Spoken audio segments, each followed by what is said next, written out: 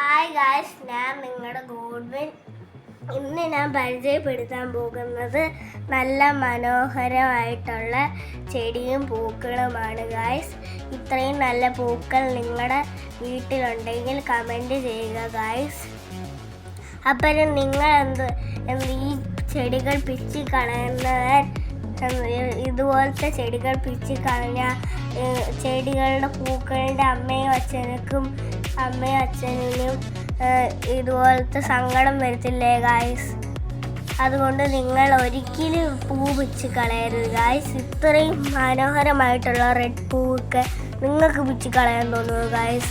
Purple പൂവും red പൂവും ഗ്രീനറിയും full വീട് ഇതുപോലെ അടിപൊളി ഗ്രീനറിയും കളറും എല്ലാം നല്ല കളേഴ്സ് അല്ലയോ ഗായ്സ്.